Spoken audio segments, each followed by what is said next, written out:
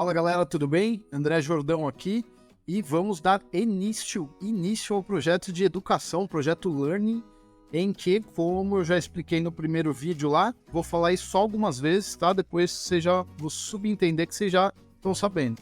Mas como eu falei no primeiro vídeo, deu uns 10 minutos de vídeo, 11, expliquei todo o projeto. Eu sou jornalista, pós-graduado pelo IBMEC em Metaverso, Web3 e Metaverso. Fiz uma pós-graduação muito legal lá. Estou falando tudo no vídeo aí que dá início a esse projeto. E agora vou, seguindo a metodologia deles, vou passar tudo que eu aprendi para vocês, tá? Então, vocês vão ter a capacidade no final desse projeto de ter o mesmo conhecimento que eu tenho. E eu gastei, e que todos que fizeram o curso, claro, tem. E eu gastei R$20 mil nesse curso. Então, aproveitem. Claro que não é só ficar aqui me assistindo, vendo tudo que eu vou passar. Acompanhem o canal, mas vão aí para fora, vão aprender. Eu vou deixar referências bibliográficas, leiam muito, ouçam muito podcast, audiobooks, enfim, o modelo e o formato que vocês quiserem, mas se dediquem, porque é um assunto difícil. E, falando em dificuldade, por que a gente vai começar? Tá falando de Web3, de Metaverso, vamos começar a falar de metodologia ágil. Sim, eu me surpreendi também no começo, mas o IBMEC tem razão em tudo que eles, na sequência ali de aprendizado, porque se não fosse assim, eu não teria compreendido tudo que vai ser passado, porque o conteúdo é muito denso. Então, vamos do começo, vamos entender metodologia ágil, o módulo é longo, depois a gente vai para tecnologia, informação de produto, enfim, depois a gente vai seguir o barco aí. Hoje começamos com metodologia ágil. Para entender a metodologia ágil, vamos entender primeiro a metodologia tradicional. O que é a metodologia tradicional? É o jeito normal de resolver um problema. Então, vamos dar o caso aqui do arquiteto. Você tem que fazer uma reforma na sua casa e você, por algum motivo, você precisa fazer em 2 ou no máximo 3 meses. O arquiteto vem na tua casa, olha e fala, não, isso eu só consigo fazer em 6 meses. Você olha para ele e fala, eu só tenho 2, 3, ele fala, só dá para fazer em 6 e acabou. A discussão está aí, o problema está resolvido e resolvido pelo arquiteto, né?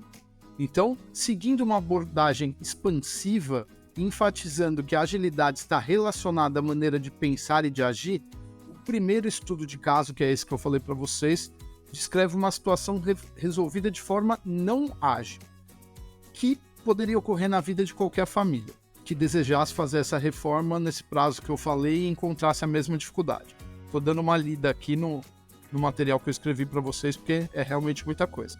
Então, o primeiro ponto de reflexão que a gente tem que ter sobre o caso é que apenas uma pessoa, nesse caso o arquiteto, definiu o problema e a solução de forma absoluta, sem apresentar alternativas ou buscar consultas que pudessem acelerar o processo e atender às necessidades da família dentro do prazo. Portanto, esse é um exemplo clássico de abordagem tradicional na resolução de problemas, ok? Agora, o segundo exemplo é um analista financeiro que passa um problema para o analista de sistemas. Então, tem uma duplicidade de dados e ele passa, mas também vai ser resolvido da forma tradicional.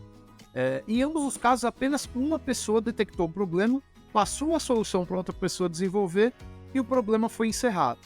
No entanto, em nenhum dos casos os envolvidos analisaram a situação de outras perspectivas, aquela coisa de sair do problema, né? Olhar um pouco de cima, considerando os detalhes além do problema ou questionando o impacto da situação.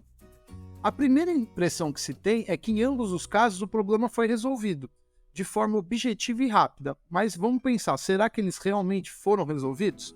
Quando a gente amplia a visão sobre as possíveis soluções e expectativas desses problemas, podemos questionar o que teria acontecido se os envolvidos tivessem pensado em outras possibilidades, envolvendo outras áreas e discutindo outras soluções. Certamente, o arquiteto do primeiro caso poderia ter oferecido mais alternativas às famílias, e os colaboradores da empresa, no segundo caso, poderiam ter pensado no motivo real para a duplicidade do relatório e se esse processo estava afetando outros setores. Dá para perceber como, às vezes, a busca pelo objetivo pode ser limitante? Ao analisarmos mais profundamente o segundo caso, concluímos que a percepção do analista financeiro e a solicitação direta para o colega de TI corrigir o relatório, alterando os números, não trouxe o resultado esperado. No final, ambos os profissionais tiveram que refazer o trabalho e provavelmente não conseguirão entregar a demanda correta dentro do prazo estipulado. O que acontece nesse segundo caso? A partir do momento que você tem a duplicidade dos casos e ele não analisou o problema, ele falou, tem um problema. O cara foi ali no sistema e só apagou aquele problema. Tipo, tem uma duplicidade dos dados, tem 2 dados, eu vou apagar esse, vai ficar só um, tá certo. Mas não, um dados era o dado de vendas reais da empresa. Então ele estava sendo atualizado em real time. E esse cara aqui estava olhando para o mês como um todo. Então não havia um problema. Se eles tivessem envolvido mais áreas da empresa e conversado talvez com o colega do lado, eles entenderiam que aquilo não era um problema. Aquela duplicidade não existia e era só um problema de comunicação ali entre eles. Mas a partir do momento que ele falou, tem um problema aqui, tem duplicidade, o analista de sistema foi lá e apagou. Apagou, deu um puta problema numa outra área que estava desenvolvendo e que precisava desses dados. Deu para entender? Então, com um escopo não definido e uma falha de comunicação inicial, entendemos por que esses fatores estão entre os maiores índices de insatisfação na entrega de projetos. Esses processos são essenciais e devem estar sempre alinhados ao iniciar qualquer tipo de problema. Fazendo uma pausa nos casos apresentados e aprofundando o entendimento sobre o método tradicional de resolução de problemas e aproveitamento de oportunidades dos meios nos produtos digitais, é importante entender que não há problema de utilizar o método tradicional. Devemos, no entanto, ficar atentos ao contexto apresentado, se ele é o melhor método a ser utilizado na situação. Para analisarmos isto, existem diversos fatores que devem ser considerados, principalmente o entendimento do que é um projeto e suas fases de produção. Vamos olhar a restrição tripla que envolve o escopo, o tempo e o custo. Essa restrição tripla é interessante, presta atenção. A restrição tripla é um conceito muito importante dentro da gestão de projetos. Ela envolve três fatores cruciais para o sucesso de um projeto: escopo, tempo e custo, como já falamos. O escopo refere-se ao conjunto de objetivos, tarefas e entregas que devem ser realizadas dentro do projeto. É importante definir o escopo claramente, desde o início, para evitar problemas futuros. O tempo é o prazo estabelecido para a conclusão desse projeto. É preciso determinar um cronograma realista e fazer o acompanhamento para garantir que o projeto esteja avançando conforme o previsto. Já o custo diz respeito ao orçamento disponível para realizar o projeto. É importante definir um orçamento realista e fazer um controle rigoroso dos gastos para evitar surpresas desagradáveis.